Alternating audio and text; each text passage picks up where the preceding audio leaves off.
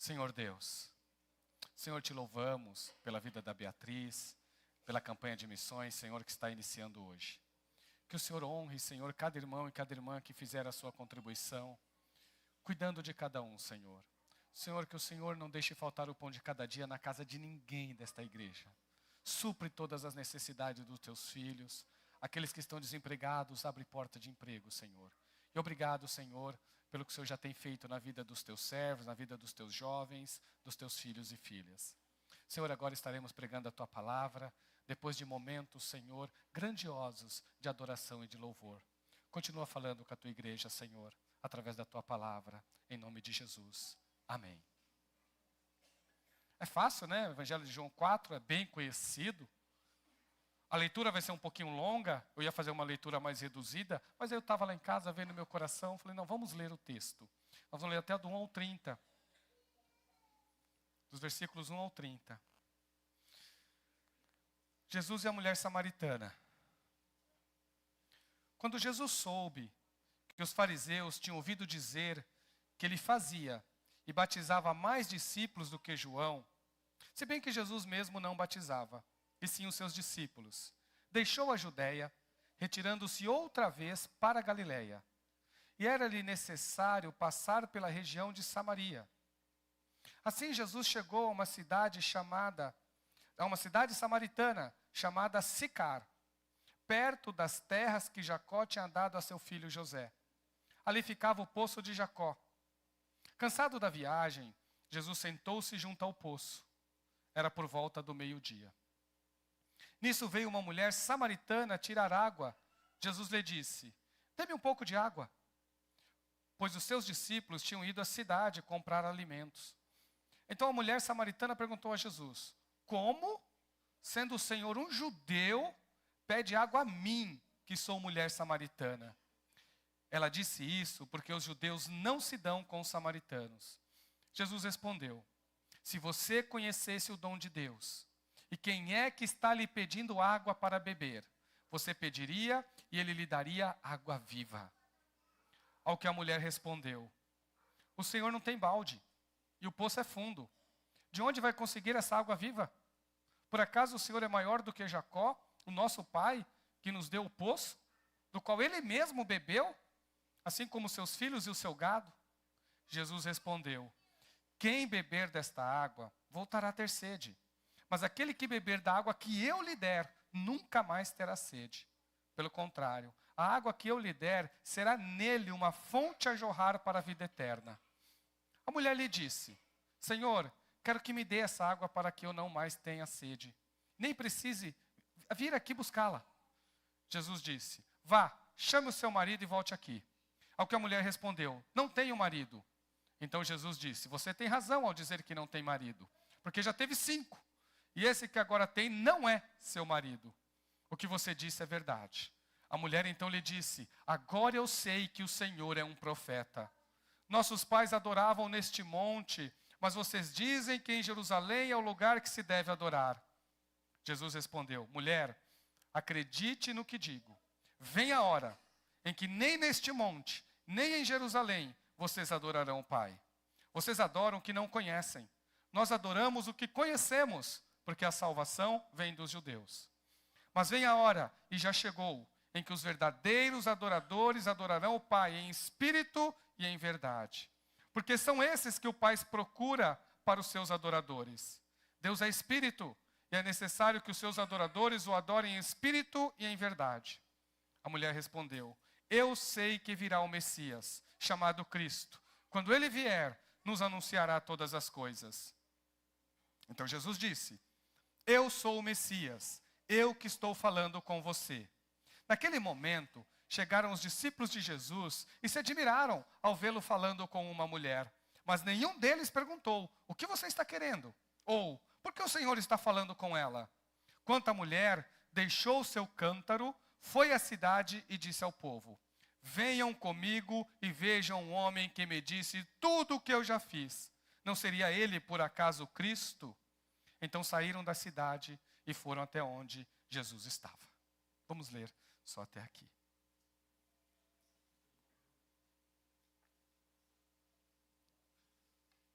Irmãos, quando eu estava orando, pesquisando, estudando e buscando maneiras, né, na oração para pegar um texto tão grande desse e transformar num sermão.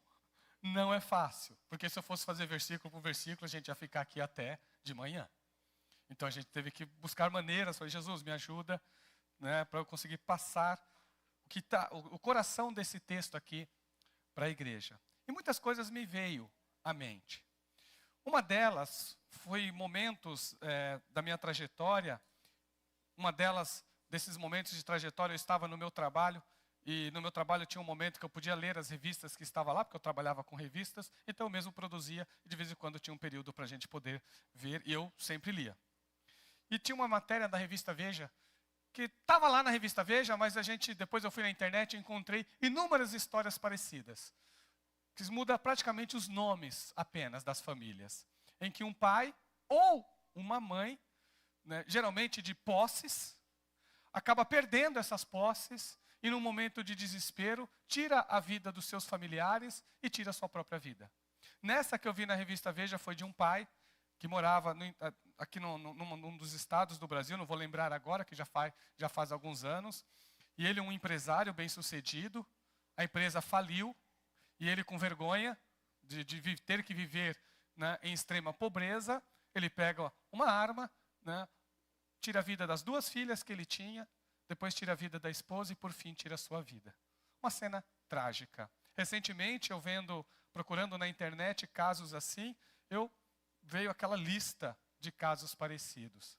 De pessoas que colocaram suas esperanças, ou seja, na sua classe social, colocaram suas esperanças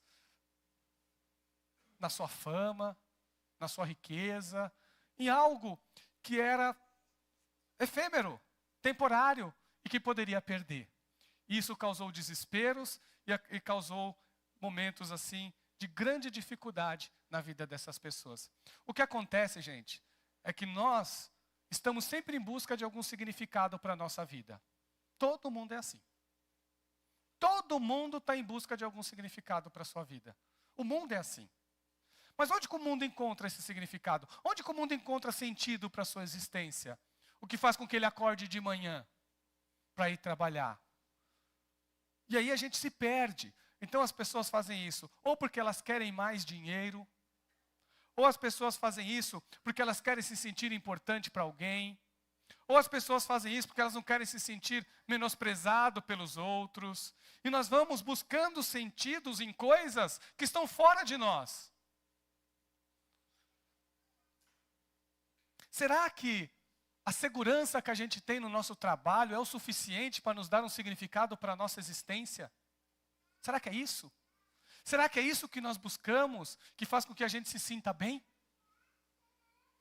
Ou será que o que é importante para nós é que as pessoas nos enxerguem sorrindo nas redes sociais? Porque hoje existe a realidade da rede social. E a realidade da rede social nem sempre é a realidade da própria existência. Hoje existe até fuga para essa busca de sentido. A minha vida está toda bagunçada, mas eu preciso mostrar para as pessoas que eu estou bem. Então vai lá e faz aquela foto. Ela gasta o salário dela, mas ela tira a foto naquele restaurante. Depois ela vê como ela paga aquele restaurante. E as pessoas vão buscando formas fora de si para dar sentido para a sua existência. Vai buscando maneiras. Eu preciso descobrir um jeito para satisfazer o meu ser, para satisfazer a minha alma, para satisfazer a minha vida. E nós colocamos isso em outras coisas que estão além de nós. E coisas passageiras. E coisas que nós vamos descobrir lá no final. Lá no final a gente descobre que acaba não satisfazendo em nada. A família que eu citei, a gente encontra várias famílias que aparecem assim. O que elas fazem? Elas encontram a segurança na classe social que elas vivem, no grupo de amizades que elas fazem parte, e quando perdem isso, elas perdem todo o sentido de existência. E aquelas pessoas que já vivem perdendo, então? Porque nós calculamos assim, puxa vida, eu quero ter isso na minha vida. Aí a pessoa não tem aquilo na vida, aí a vida dela perde sentido. Porque ela não teve aquilo. Aí vai ter uma vida de tristeza, vai ter uma vida de solidão, vai ter uma vida de, vamos dizer assim, de insatisfação constante, e tornam-se pessoas amargas, tornam-se pessoas tristes, pessoas que a gente tem dificuldade até de conviver. Mas será que é isso o que é importante para nós? Será que essas coisas trazem algum alento ao nosso coração? As 3 mais famosas que vocês conhecem, é falado por diversos pregadores: fama, dinheiro e, vamos dizer assim, satisfação, né? Se for homem com mulheres, se for mulheres com homens, essas coisas assim. Nós temos um caso aqui, que eu vou estar citando para você, de uma mulher que buscava satisfação em coisas além dela mesma. E nós vamos ver o resultado que isso causou. Irmãos, quem era a mulher samaritana? Se nós compararmos com o Nicodemos, é um contraste. Porque o Nicodemos era honrado. Ela não, ela era desonrada. O Nicodemos era um cara que conhecia as Escrituras, por exemplo. Ela quase não conhecia. Conhecia alguma coisinha ou outra no seu aspecto popular. Ele tinha pessoas que o serviam, ela não tinha ninguém. Ele era uma pessoa de posses, uma pessoa culta. Ela, o que tudo indica, era uma pessoa solitária. Que diferença, que contraste, né? Ele extremamente respeitado na sociedade. Ela, sem nenhum tipo de prestígio. Considerado por muitos imoral ainda. A mulher samaritana e o Nicodemos, eles eram totalmente diferentes entre si. Totalmente diferentes. Mas ambos, em nenhum aspecto, eram iguais. Ambos precisavam de Jesus. O que era respeitado precisava de Jesus. O que tinha conhecimento precisava de Jesus. E a que era imoral, a que tinha lá a sua história completamente marcada por, vamos dizer assim, por atitudes totalmente estabanadas e erradas, também precisava de Jesus. A mulher samaritana, nós vamos ver aqui já no versículo 6, olha o que o versículo 6 fala dela. Vamos ver aqui. Diz assim, olha, ali ficava o poço de Jacó. Cansado da viagem, Jesus sentou-se junto ao poço. Era por volta do meio-dia. Olha o 7. Nisso veio uma mulher samaritana tirar água. Sozinha. Sem ninguém a acompanhando. E geralmente, nós estamos falando do século I aqui. Se as mulheres iam tirar água em algum local, seja num poço ou em algum rio, elas iam em grupos. Porque, de certa forma, isso trazia segurança para elas. Então, elas iam com as amigas. Elas iam com as vizinhas. Elas iam num horário que era um horário bom. Ela não. Ela aproveitava um momento que não tinha ninguém. E aí ela ia. De alguma forma, ela tinha vergonha de se juntar com as outras mulheres. Porque a vida dela era totalmente diferente das outras. Ela se sentia inferior, ela levou um estilo de vida que as outras mulheres não queriam estar muito próximo dela. E ela era solitária.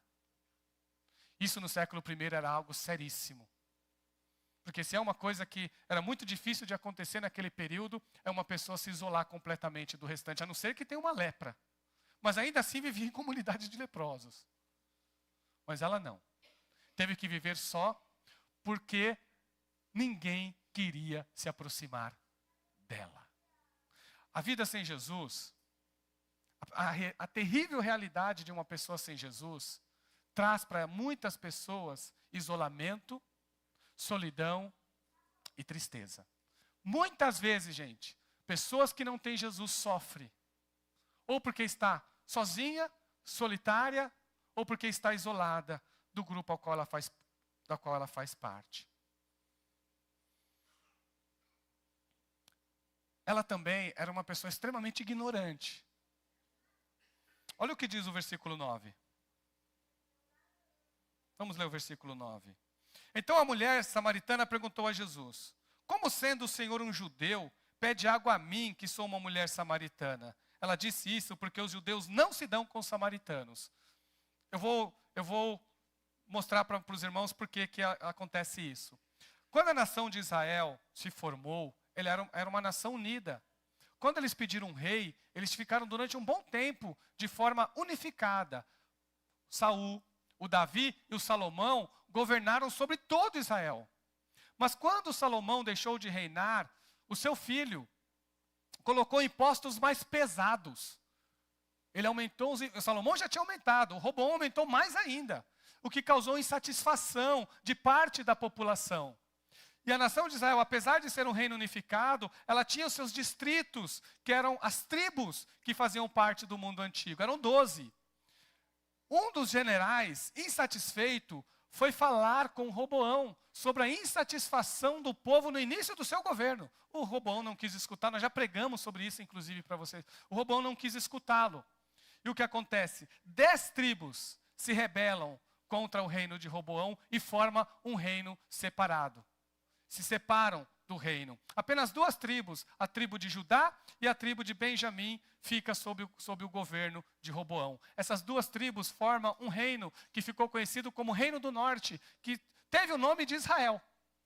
E o segundo ficou como Reino do Sul, tendo o nome como Judá. Esses 2 reinos ficaram separados. Quando a Assíria, que era um grande império antigo, ela se forma como um reino poderoso, eles atacam esse reino do norte, que é o reino de Israel. Então o reino do norte, ele cai no ano de 722 a.C. E o que a Assíria fez? Ela pegou todos os nobres da cidade, todas as pessoas importantes, e levou essas pessoas para outro lugar. E para que aquele lugar não ficasse desabitado, ele trouxe outros povos para morarem lá. Então ficou algum pessoal de Israel, um grupo pequeno, e mais outros povos. Ele fazia isso para que não houvesse nenhum tipo de rebelião. Para que os povos fossem diferentes mesmo, e de alguma forma os assírios conseguissem governar. Essa era a estratégia que eles tinham de conquista. O que acabou formando um povo misto no Reino do Norte. A capital do Reino do Norte era Samaria. Essa era a capital do Reino do Norte. E aí, gente, acabou causando um povo. As pessoas que vieram se casaram com os que estavam lá. E, de certa forma, para o judeu, isso era uma contaminação, uma impureza. Diante disso, depois do Reino do Sul, em 586, também é levado cativo para a Babilônia. Só que eles retornam depois. Quando eles retornam, aquela terra já está habitada ali por samaritanos, por algum povo que, de certa forma, adorava o Deus de Israel, mas misturava as suas religiões com aqueles povos que estavam lá. Era uma religião mista que surgiu lá. E quando a nação de Israel, o povo de Judá volta, eles tentaram se incorporar à nação dos judeus, mas os judeus não quiseram porque consideraram eles impuros. E daí já começou um problema de inimizade que durou até a época de Jesus. Neemias teve dificuldade com eles. O Didi pregou aqui. Os povos que o Sambalate eram samaritanos. Eram esses povos que atrapalharam Elias. Então a inimizade já começou aqui. E depois eles fizeram o templo. Quando teve o templo de Jerusalém, foi reconstruído, eles não podiam adorar em Jerusalém, eles construíram um templo no Monte Gerizim, que depois o judeu foi lá e destruiu. Os judeus foram lá, sob o reinado de João Hircano, no ano 142, destrói. Aí vocês já viram, né? As questões políticas e as questões religiosas. Quando chega no tempo de Jesus, eles não querem nem conversa um com o outro. Os judeus se achavam o samaritano um povo inferior. Eles até diziam que comer perto de um samaritano tornava o judeu impuro. Eles não podiam nem comer perto, não podiam nem chegar perto. E a mulher reflete isso quando ela conversa com Jesus. Ela diz assim: como pode você, sendo um judeu aí, você vem aqui, já conversar comigo, que sou uma mulher samaritana, e ainda me pede água? Falou, se você beber essa água, você vai ficar impuro. Você vai ser considerado impuro. E Jesus, gente, quebra toda essa barreira. Jesus não se importa com essa barreira. Isso para ele não foi impedimento para ele fazer aquilo que ele tinha que fazer, que é salvar o perdido. Foi para isso que Jesus veio, gente, para salvar o perdido. E perdidos são todos. O Nicodemos também estava perdido, mesmo sendo do povo de Israel. E a mulher samaritana também estava perdida. E Jesus veio para quê? Para salvar. Ele é o Salvador. Ele é o Salvador. Então Jesus quebra todas essas barreiras da ignorância que essa mulher tinha. Mas essa mulher, gente, tinha uma coisa extremamente complicada, que ela tinha nela, isso que eu falei para vocês, esse vazio existencial, porque ela tentou preencher com coisas que não dava para preencher. a gente vai perceber isso lá nos versículos 16 e 18. A gente vai perceber o que vazio que é esse. Vamos lá, gente. No 16 e 18. Jesus disse, vá, chame o seu marido e volte aqui. Ao que a mulher respondeu, não tenho marido. Então Jesus disse, você tem razão ao dizer que não tem marido, porque já teve 5, e esse que agora tem não é seu marido. O que você disse é verdade. Lembra que eu disse para vocês? As pessoas buscam satisfação em coisas fora delas. Ou ela busca satisfação porque ela quer se sentir importante. Ser importante para mim é o que me faz bem. E quando ela não é? Olha o resultado. Porque se você se acha, se quer ser importante, por mais importante que você seja, você não vai se satisfazer.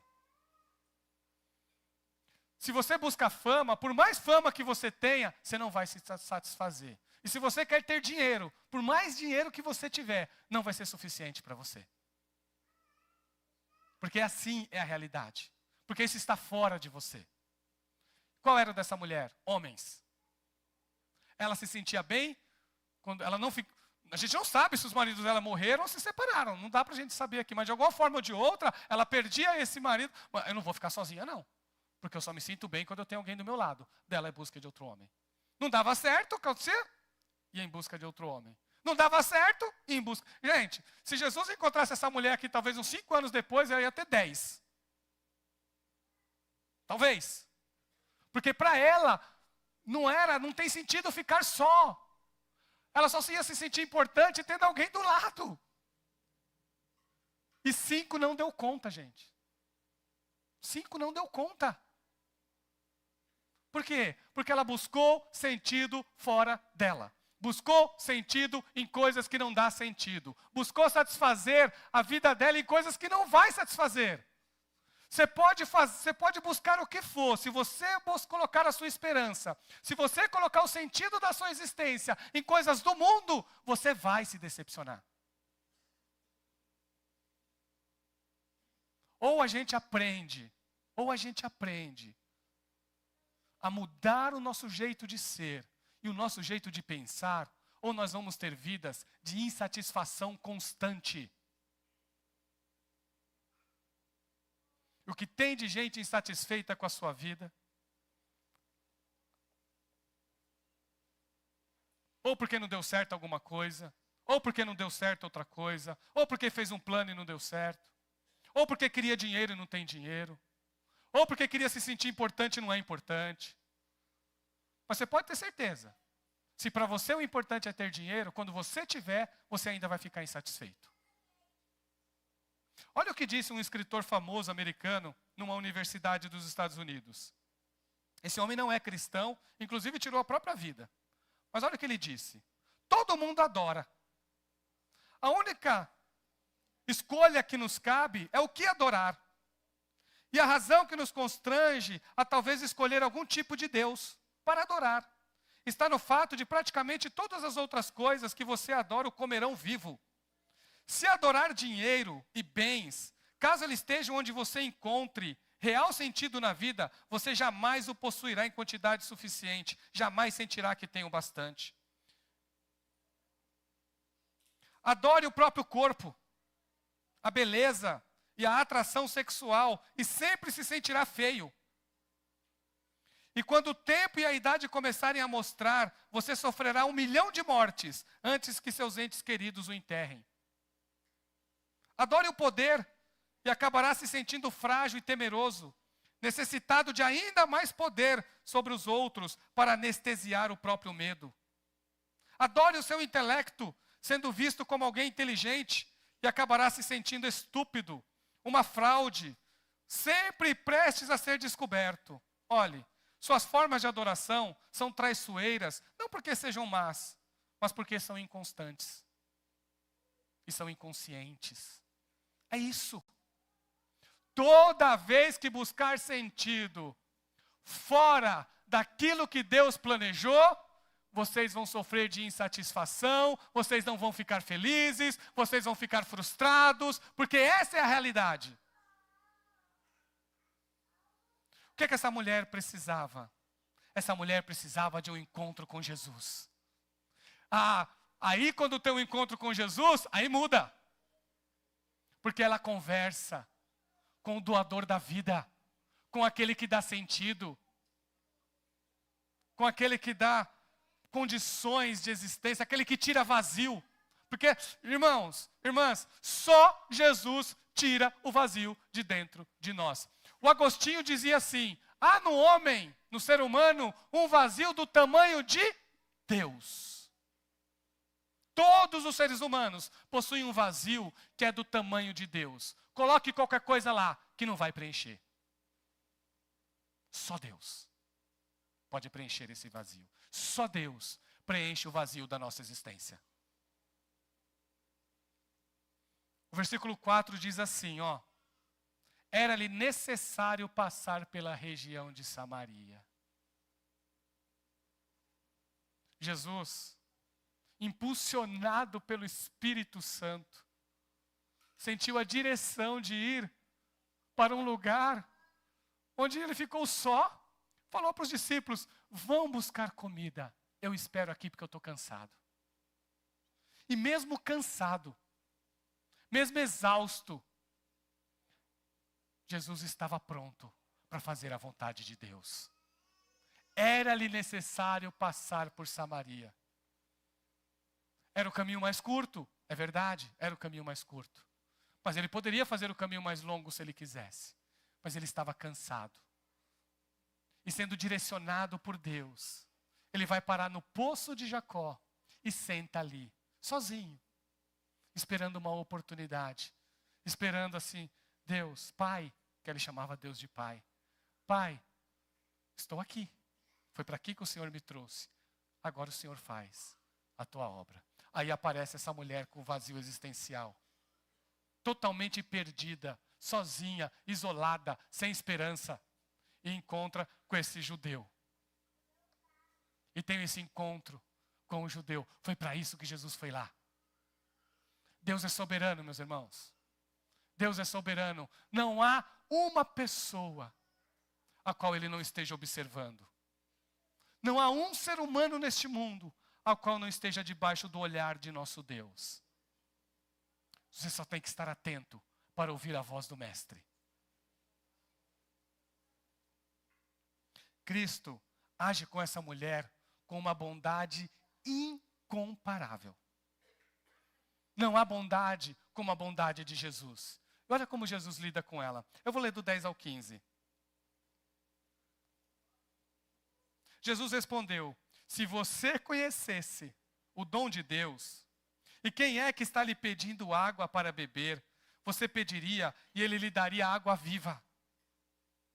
Ao que a mulher respondeu: o Senhor não tem balde, o poço é fundo. De onde vai conseguir essa água viva? Por acaso o Senhor é maior do que Jacó, nosso pai, que nos deu o poço, do qual ele mesmo bebeu, assim como seus filhos e o seu gado? Jesus respondeu: quem beber desta água voltará a ter sede. Mas aquele que beber da água que eu lhe der, nunca mais terá sede. Pelo contrário, a água que eu lhe der será nele uma fonte a jorrar para a vida eterna. E a mulher disse: Senhor, quero que me dê essa água para que eu não mais tenha sede e nem precise vir aqui buscá-la. Jesus oferece para ela o dom de Deus. Irmãos, o dom de Deus é a presença de Jesus. Estava na frente dela o dom de Deus, que era o nosso Senhor encarnado. E aquela mulher sozinha, solitária, com uma história complicada, com uma trajetória sem nenhum tipo de respeito pela sociedade, encontra o Senhor pedindo-lhe água, quebrando todas as barreiras e dizendo para ela, você faz ideia de quem é que está te pedindo água, mulher? Você faz ideia? A água que você me dá aqui, quem tomar dessa água volta a ter sede. Mas a água que eu der, saltará dentro de você e vai jorrar como água vinda dos céus para você. A presença de Jesus mata toda a sede que o ser humano tem. Foi por isso que o salmista disse assim, olha, assim como a corça anseia pelas águas, assim a minha alma anseia por ti, ó Deus. A presença de Deus, a presença de Jesus, mata a sede de qualquer pessoa que estiver sedenta por dentro e por fora. Se você se encontra sedento, se você se encontra com sede, a fonte de água viva é o nosso Senhor Jesus. É Ele que oferece. A presença do Espírito Santo, o Espírito Santo entra em você, passa a habitar em você e você nunca mais tem sede. Aí eu quero ver você ficar insatisfeito. Ele quebra toda a insatisfação. Ele quebra toda a perspectiva que o mundo oferece. E oferece para você a única coisa que você precisa. Que é a água viva que Jesus oferece. O encontro com Jesus transforma essa mulher. E Jesus dá para ela uma aula de adoração. E diz para ela o que é adorar. E diz para ela o que ela precisa para ter uma vida satisfeita. E diz para ela qual é o maior anseio da vida dela. Eu vou ler do 19 em diante.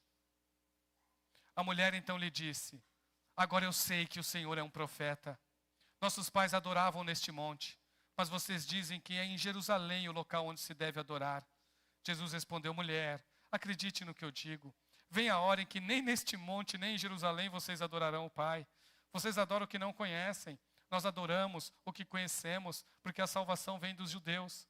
Mas vem a hora, e já chegou, em que os verdadeiros adoradores adorarão o Pai em espírito e em verdade, porque são esses que o Pai procura para seus adoradores. Deus é espírito, e é necessário que os seus adoradores o adorem em espírito e em verdade. A mulher respondeu: eu sei que virá o Messias chamado Cristo. Quando ele vier, anunciará todas essas coisas. Aí Jesus declara para ela: eu sou o Messias, eu que estou falando com você. Que encontro, meus irmãos, que encontro é esse? Aquela mulher entrou em teologia, a mulher nem tinha formação nenhuma, e resolveu indagar Jesus. Ou falou: Jesus, os judeus adoram lá em Jerusalém, nós adoramos aqui, está destruído, vocês que destruíram, quase que ela fala.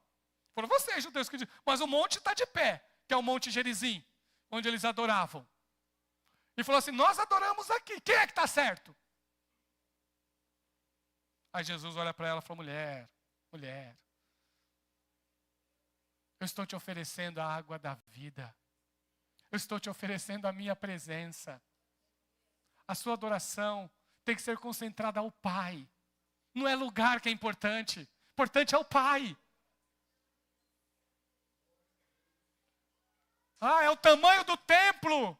Não é o tamanho do templo, gente. Você pode adorar na tua casa.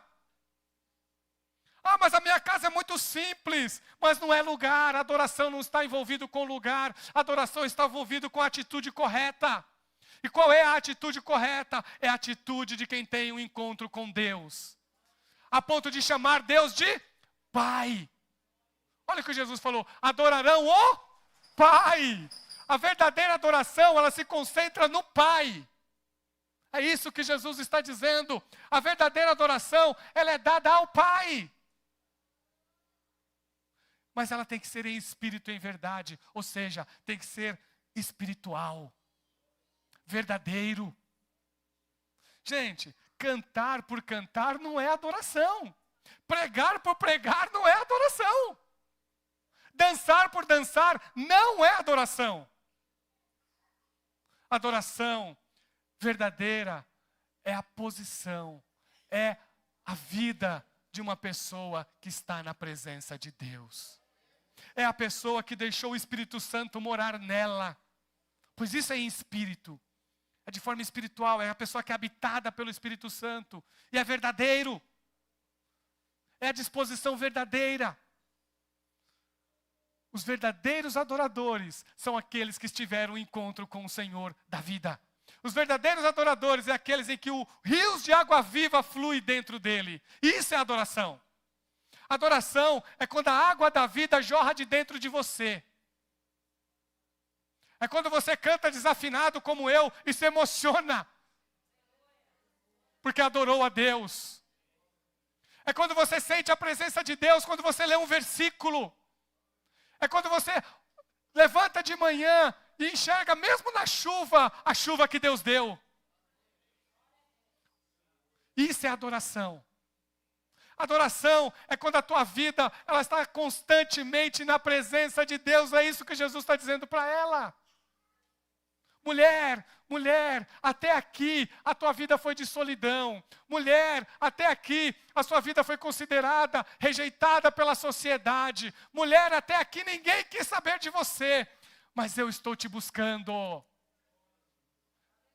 É o dom da vida. Deixa essa água viva entrar dentro de você. Permita que o dom de Deus esteja em você. E você se tornará um verdadeiro adorador, uma verdadeira adoradora. Tem que ter Jesus no coração, gente. Então não é sentado, não é em pé, não é o timbre da voz. É uma vida com Deus. Isso é adoração. É realmente ouvir a voz de Deus e falar: Jesus, reina dentro de mim. Eu sou teu, Senhor. Eu sou teu.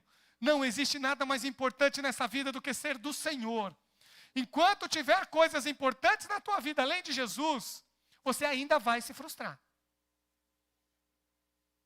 Porque os verdadeiros adoradores, eles agradecem pelo prato de comida mais simples que comem.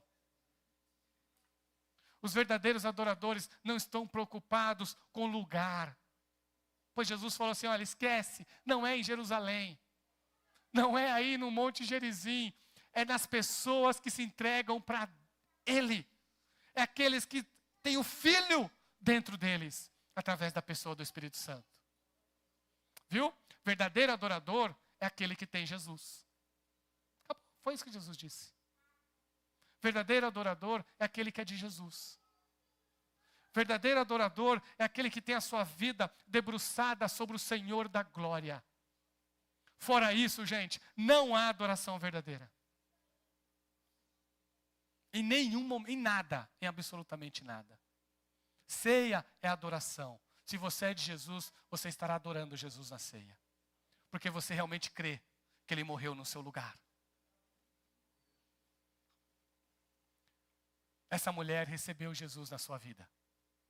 Essa mulher se entrega para o Senhor. Essa mulher ouve o Jesus. E quando Jesus fala assim, ó, eu sou o Messias, eu que falo com você. Na mesma hora, ela acreditou em Jesus. Sabe o que ela faz? Vocês sabem o que ela faz?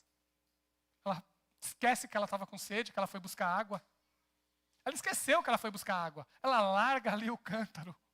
E vai para a vila dela, para a cidade dela, falar do Messias. Olha o que diz aqui, olha, eu vou ler para vocês do 27 ao 30.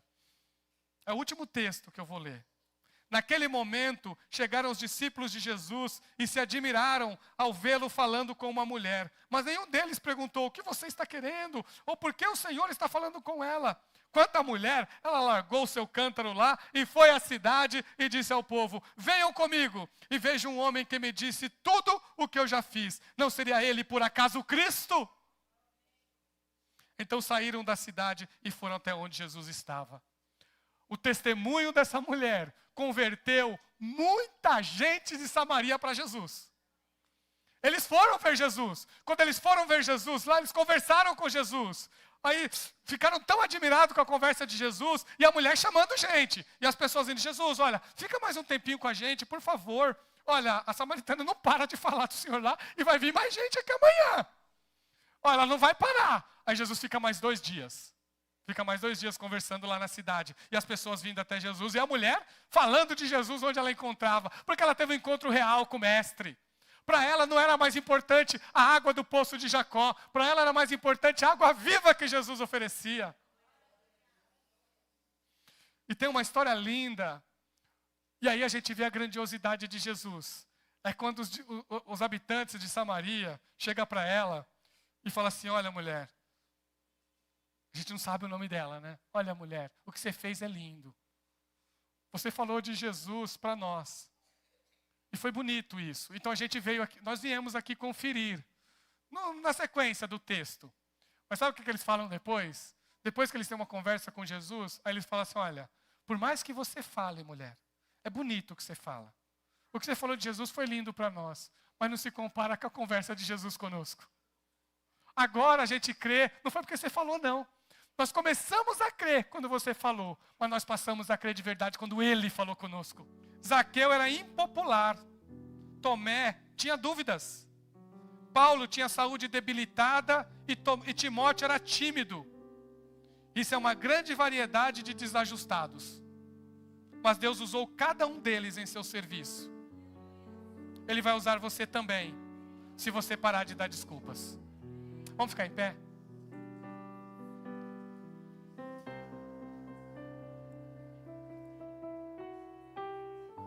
Senhor Deus, nós te agradecemos, ó Pai, por tudo que o Senhor já tem falado conosco, por tua obra em nossas vidas e em nossos corações.